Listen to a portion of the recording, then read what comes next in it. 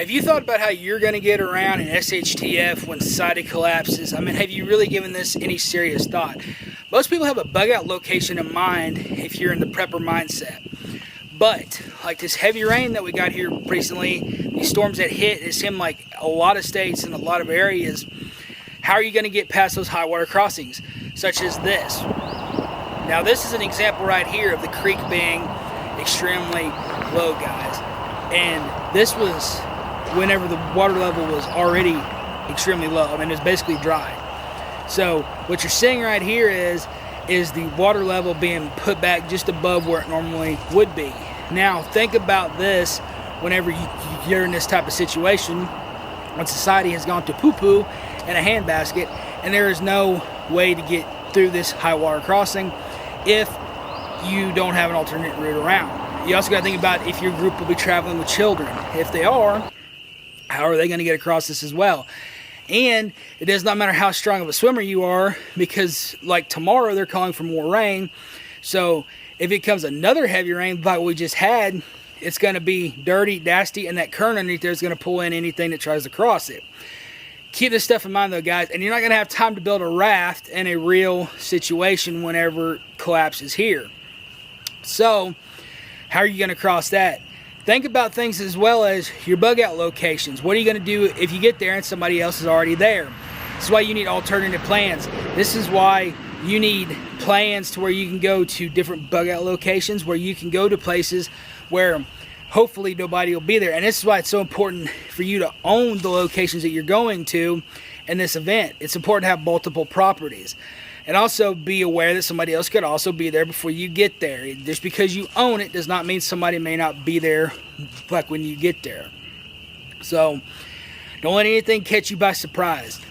Expect the unexpected.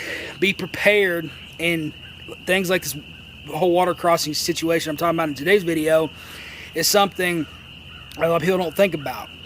They also don't think about situations that they're going to get themselves into that they've never been in before.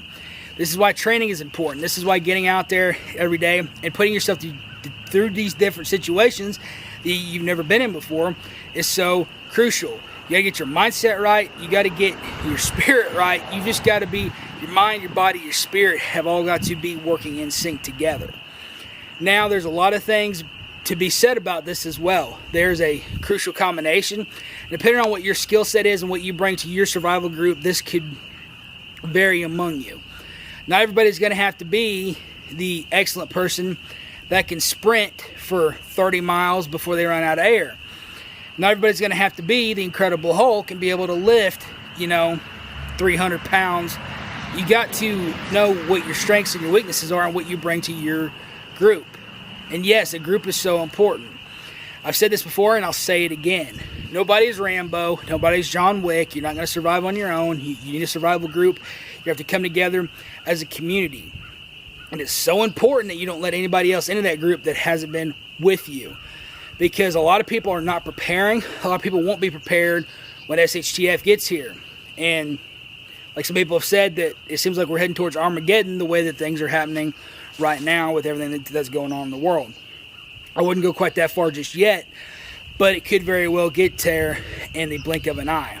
And guys, get out of this mindset that just because we're here and we've never had a war come to our shores, so to speak, we've never been invaded or anything, so to speak, but that doesn't mean it can't happen, and that doesn't mean either that it won't happen.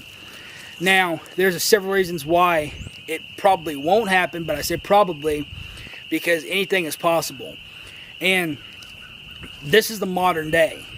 Technological warfare is a real thing.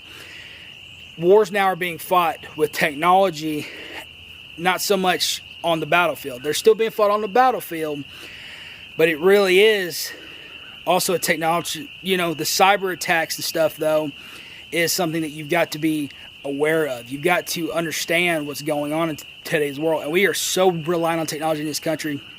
I guarantee you that if and when SHT happens, I said if, but it's going to happen at some point though, guys.